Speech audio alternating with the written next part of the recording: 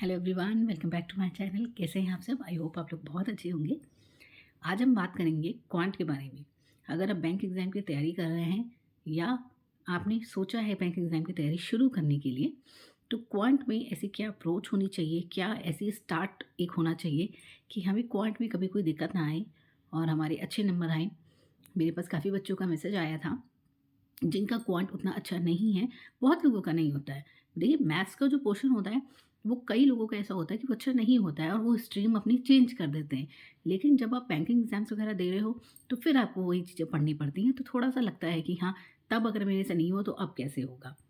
तो ये वीडियो उसी के बारे में है, इसको एंड तक देखिएगा, आपको बहुत हेल्पफुल लगेगी।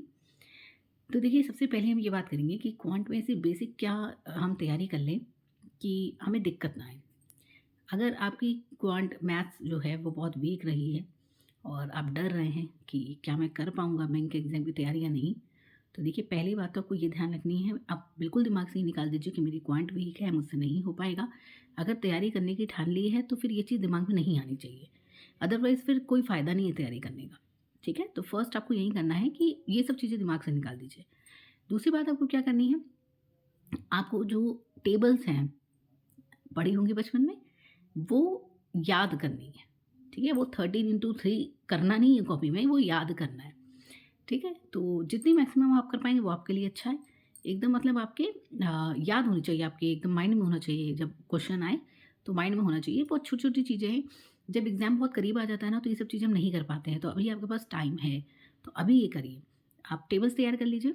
इसके अलावा स्क्वायर्स हो गए, क्यूब्स हो गए, स्क्वायर रूट, क्यूब रूट, ये सब जो है एक जितने जितने नंबर तक आप याद कर पाएँ। मैं कोई नंबर यहाँ पे इसलिए नहीं दे रही हूँ, क्योंकि फिर एक प्रेशर बन जाता है। तो अभी आप शुरू कर रहे हैं, तो आप जितने तक याद कर पाएँ उसको याद करिए।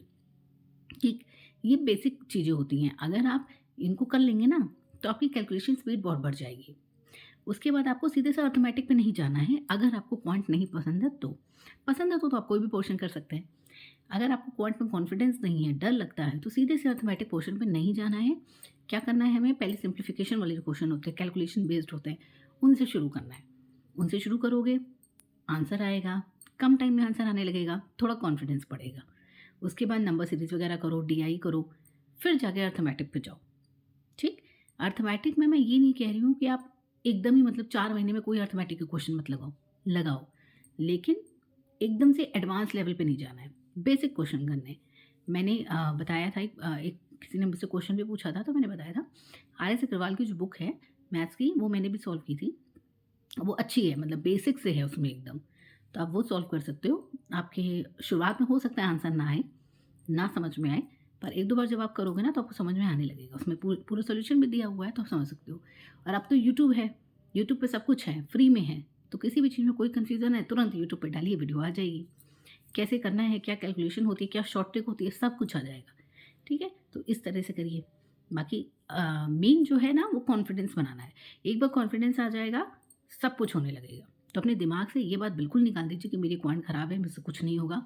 बिल्कुल निकाल दीजिए, और जिनको आती है क्वांट, वो भी अपने दिमाग में ये चीज़ रखें कि हाँ, सब कुछ हो जाता है। तैयारी करने से सब होता है। तो इस तरह से पढ़िएगा। पहले अपनी कैलकुलेशन स्पीड बढ़ाइए, ठीक है? फिर अर्थमैटिक पे जाइए। अर्थमैटिक के बेसिक क्वेश्चन से ही शुरू करिए, एडवांस अभी नहीं करिएगा। अगर आपको बेसिक आता है तो आप कर सकते हैं, बट अगर आपको एकदम शुरुआत है आपकी, तो एकदम से एडवांस में मत जाइएगा। कॉन्फिडेंस लो हो जाएगा तो कुछ भी नहीं होगा। मैं अपनी हर वीडियो में बताती हूँ, सिलेक्शन पाने के लिए तैयारी से ज़्यादा कॉन्फिडेंस ज़रूरी होता है। अगर आपका कॉन्फिडेंस 100% है, तैयारी 90% भी होगी ना, तो भी सिलेक्शन होगा। लेकिन अगर तैयारी 100% है और कॉन्फिडेंस 80-90 हो गया, तो नहीं होगा। तो इसलिए अपने कॉन्फिडेंस को बने रखिए, अपना ध्यान रखिए और तैयारी अच्छे से करते रहिए। मेरे चैनल को सब्सक्राइब करिए, सपोर्ट करिए मुझे, और वीडियो को लाइक करिएगा, शेयर करिएगा, बेल आइकन को ज़रूर प्रेस करिएगा ताकि मेरी वीडियो आपको टाइम से मिल सके।